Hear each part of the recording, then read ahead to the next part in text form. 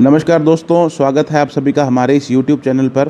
दोस्तों, आज के इस लेक्चर में अपने चर्चा करेंगे कि सीबीएसई द्वारा हाल ही में एक एप्लीकेशन या एक प्रपोज़ल सुप्रीम कोर्ट में दायर किया गया था, जिसे सुप्रीम कोर्ट ने एक्सेप्ट करके उसे मंजूरी दे दी गई है। दोस्तों, सीबीएसई द्वारा ये जो प्रपोज़ल था वो 10th और 12th के जो एग्ज़ाम्स हैं सीबीएसई के, उनके रिगार्डिंग था, जिसे सुप्रीम कोर्ट ने हाल ही में मंजूरी दे दी है।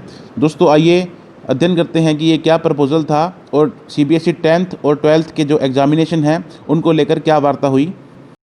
इसके अनुसार जिन स्टूडेंट्स के एग्ज़ाम अभी पूरे नहीं हुए हैं, यानी कि 3 या ज़्यादा एग्ज़ाम हो चुके हैं, उनको बाकी बचे हुए एग्ज़ाम्स के जो मार्क्स हैं वो पहले वाले 3 के बेस्ट ऑफ 3 सब्जेक्ट्स के अकॉर्डिंग मिलेंगे।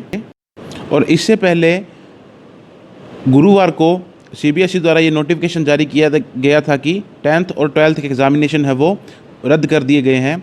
और सुप्रीम कोर्ट की जो बेंच थी उसमें जस्टिस थे एएम खानविलकर, दिनेश माहेश्वरी और जस्टिस संजीव खन्ना की ये 3 जजेस की बेंच थी, जिन्होंने सीबीएसई द्वारा जो एप्लीकेशन दी गई थी उसे एक्सेप्ट किया है।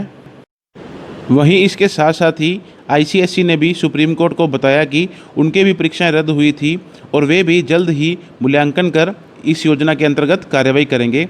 सीबीएसई के साथ ही आईसीएसई ने सुप्रीम कोर्ट को बताया कि वे भी 15 जुलाई तक 12वीं का रिजल्ट घोषित कर देंगे।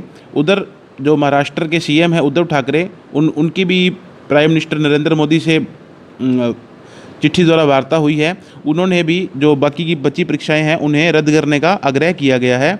और महाराष्ट्र सरकार के अकॉर्डिंग कमर्शियल और नॉन कमर्शियल जो सिलेबस है उन सभी की जो एग्जामिनेशन है उन्हें रद्द करने का डिसीजन लिया गया है महाराष्ट्र सरकार द्वारा।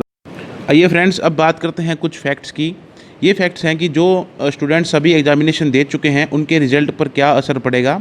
तो उनका रिज़ल्ट उनकी परफॉर्मेंस के आधार पर ही नेचुरल तरीके से दिया जाएगा, जो कि जनरली पहले रिज़ल्ट जैसे डिक्लेयर किया जाता था उसी प्रकार से ही डिक्लेयर किया जाएगा।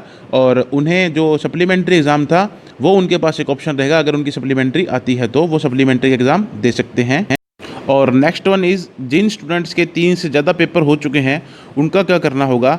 तो उनके लिए 3 सबसे अच्छे नंबर वाले विषयों के औसत प्राप्त अंक के आधार पर ही उन विषयों के अंक दिए जाएंगे जिनकी परीक्षाएं अभी वे नहीं दे पाए हैं, यानी कि बेस्ट ऑफ 3 के आधार पर उन्हें एवरेज उनके जो मार्क्स हैं वो डिक्लेयर किए जाएंगे। और जिन स्टूडेंट्स के अभी 3 एग्जामिनेशन हुए हैं उनका वैल्यूएशन 2 विषयों के अंकों औसत अंकों के आधार पर किया जाएगा, यानी कि जिनके अभी 3 ही एग्ज़ाम हुए हैं उनका जो वैल्यूएशन है वो जो पहले एग्ज़ाम 3 दे चुके हैं उनमें से जो 2 एग्ज़ाम हैं जिनमें सबसे ज़्यादा उनके अच्छे नंबर हैं उनके अकॉर्डिंग किया जाएगा। फ्रेंड्स, एक ये बात ज़रूरी है कि जो स्टूडेंट्स 12th के एग्ज़ाम दे चुके हैं उनके लिए कोई वैल्यूएशन का फंडा लागू नहीं होगा। ये सिर्फ उनके लिए है जिनके कुछ एग्ज़ाम हो चुके हैं और कुछ अभी पेंडिंग पड़े हैं। और जो स्टूडेंट्स एवरेज मिलने वाले अंकों से सेटिस्फाई नहीं हैं, वो जब कोरोना संकट ख़त्म हो जाएगा उसके बाद एग्ज़ाम देने का भी उनके पास विकल्प रहेगा कि वो अपने एग्ज़ाम देकर अपने जो अंक हैं उन्हें सुधार सकते हैं। अब अगर अपने बात करें 10th क्लास की, तो 10th क्लास के स्टूडेंट्स के पास इम्प्रूवमेंट एग्ज़ाम का कोई ऑप्शन नहीं होगा।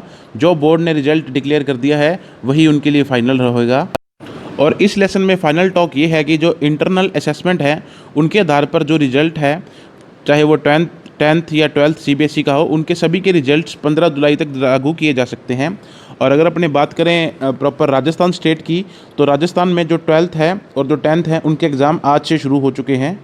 तो फ्रेंड्स, इस प्रकार से ये कुछ फैक्ट्स है आज के लेक्चर के। और अधिक लेक्चर सुनने के लिए हमारे साथ जुड़े रहिए। करंट इश्यूज़ के लिए चैनल को सब्सक्राइब करें। धन्यवाद।